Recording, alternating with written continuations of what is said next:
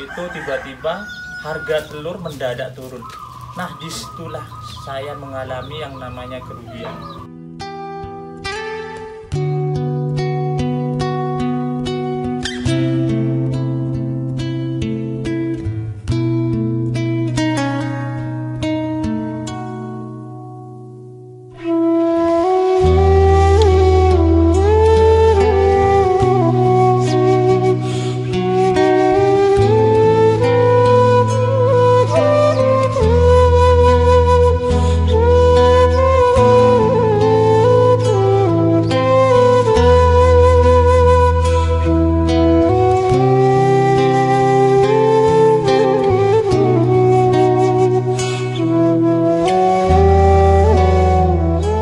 Assalamualaikum warahmatullahi wabarakatuh.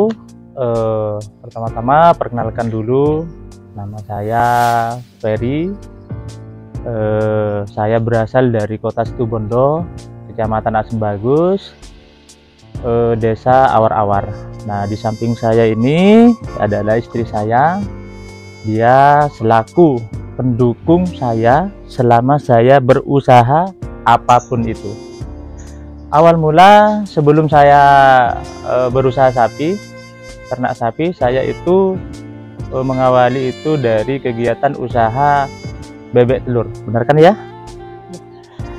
Saya itu beternak bebek telur sejak tahun 2017, dimana waktu itu saya baru pertama kali belajar dari awal pembibitan, beli bibitnya bebek telur, terus sampai membuat kandangnya, sampai belajar pertama kali bertelur itu sudah habis 18 juta. Betulan ya Maya? Nah, setelah itu dipikir-pikir lagi sama saya, kok ini bebek ini kok telurnya masih sedikit, kenapa gitu. Nah, setelah saya tanya kepada seniornya, ternyata pakannya itu harus tetap mengikuti pakan pabrik. Jadi tidak bisa kita akal-akali ya Mas. Kita harus tetap mengikuti pakan pabrik, yaitu pakai konsentrat, separator dan segala macam. Nah, disitulah saya melupakan yang 18 juta itu, saya lupakan. Saya kembali lagi mengambil modal untuk membeli pakan yang saya yang dari pabrik lah. Nah, setelah itu alhasil telurnya memang banyak. Alhamdulillah setiap hari sudah meraih keuntungan yang cukup besar. Nah, seiring berjalannya waktu, kadang suatu usaha itu ada kendala ya Mas, yaitu tiba-tiba harga telur mendadak turun. Nah, disitulah saya mengalami yang namanya kerugian. Harga pakan naik, harga telur malah turun. Nah, di situ saya mengalami kerugian. Nah, disitulah saya mulai bermusyawarah sama istri saya, gimana kalau usaha kita ganti, gimana kalau kita ganti ternak sapi, benar kan ya Maya? Nah, setelah itu saya jual semua bebek saya sebanyak 300 ekor, itu hanya laku 6 juta. Nah, dari 6 juta itu saya tambah uangnya untuk beli sapi. Nah, setelah saya dapat sapi harga di atas 10, saya mencoba penggemukan. Nah, disitulah saya belajar cara-cara menggemukkan sapi, bagaimana caranya ini untuk bisa lahap makan, bisa cepat gemuk dan segala macam. Saya sudah pelajari dari senior-senior saya. Dan alhamdulillah membuahkan hasil yang sangat luar biasa. Saya sukses bisa meraih keuntungan yang tidak dikira-kira. Saya bisa menghasilkan keuntungan dalam 2 bulan saja, per ekornya bisa menghasilkan sekisaran bersihnya itu 3 juta. Itu sudah dipotong biaya pakan dan segala macamnya. Nah, setelah itu saya kembangkan terus dan pada akhirnya ada kontes di Situbondo tahun 2019 ya. Pertama kali saya mengenal kontes, disitulah saya mengenal kontes. Saya ke sana sama istri saya melihat berbagai macam sapi yang sangat besar, dan saya bicara sama istri saya, bisakah saya memelihara? Mampukah saya memeliharanya? Nah, setelah itu saya pulang terus rembuk sama istri, saya punya keinginan untuk memelihara sapi kontes. Nah, setelah itu saya punya satu indukan yang melahirkan satu pedet super. Itu katanya orang, tapi saya kan belum tahu awalnya, tapi katanya orang yang senior itu sudah super. Nah, dari situlah saya mulai merawat dia dari kecil. Berbagai macam cara, pakan dan segala macam sudah saya lakukan, dari cara nyombor, pemberian pakan, pokoknya itu sudah tertata dengan baik dan hasilnya sangat memuaskan. Pada tahun 2020 saya mengikuti kontes pertama kali di Situbondo. Waktu itu sapi saya masih umur 1 tahun dan dia masih mendapatkan kategori sapi termuda, sudah sapi juga terberat.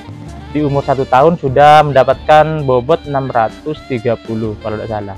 Nah, setelah itu saya terus berjuang lagi, dan pada akhirnya pada tahun 2022,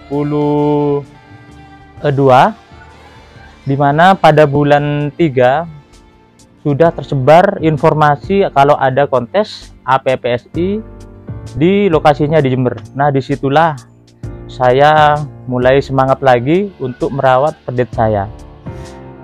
Terus keseharian saya itu seorang guru, jadi saya selain mengajar, saya juga beternak. Pagi sampai siang saya ngajar, setelah itu sorenya saya ngarit gitu ya Maya. Jadi tidak ada waktu untuk jalan-jalan lah untuk istri saya merasa gimana gitu. Dan ya alhamdulillah semuanya itu terobati, semuanya dengan keberhasilan saya mencetak sebuah kesuksesan, di mana kesuksesan itu ada di samping saya. Coba lihat ini kesuksesan saya. Ini saya raih dengan kerja keras. Semua cerita suka duka yang ada di kontes sudah saya lakukan, sudah saya alami bersama istri saya. Berawal saya berangkat dari kontes, saya berangkat ke sana, saya tidak punya keinginan untuk juara. Karena yang saya tahu di tingkat nasional itu sapi-sapinya, lawan-lawannya luar biasa sangat besar. Tapi alhamdulillah saya tidak pesimis ya, karena saya punya data kalau sapi saya memang beratnya segitu. Dan setelah penimbangan ternyata alhamdulillah sapi saya terberat di sana. Untuk masalah comboran, sapi saya tidak begitu tidak begitu mahal lah comborannya. Paling kalau dikalkulasi itu per hari paling 50.000 lah, itu sudah istimewa buat comboran yang sapi ini. Jadi saya ini berangkat dari peternak kecil ke kontes APPSI ke tingkat nasional, juga bisa mampu bersaing dengan peternak-peternak hebat di sana. Jadi saya cuma ingin memotivasi kepada para peternak bahwasanya tidak usah kecil hati, tidak usah takut. Yang penting apa yang kamu punya ditekuni, disayangi, ya kan mah, betulan ya. Pokoknya intinya kita harus semangat, tidak usah patah hati.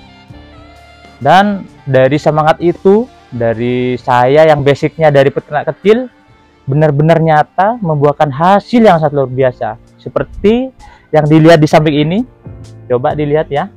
Saya meraih juara 1 di tingkat nasional, bukan tingkat kabupaten lagi, bukan tingkat provinsi, tapi sudah tingkat nasional ya. Saya dari basic peternak kecil sudah mampu meraih peringkat pertama di tingkat nasional. Jadi intinya kita tidak usah tidak usah kecil hati, ya, tidak usah pesimis. Yang penting semangat. Sebuah keberhasilan, sebuah kerja keras akan kita capai apabila kita benar-benar tekun, benar-benar semangat, dan penuh dengan keikhlasan. Ya, nah cukup sekian dari saya. Apabila dari awal ada tutur kata yang kurang berkenan, mungkin dari saya atau istri saya mohon maaf yang sebesar-besarnya. Saya akhiri. Assalamualaikum warahmatullahi wabarakatuh.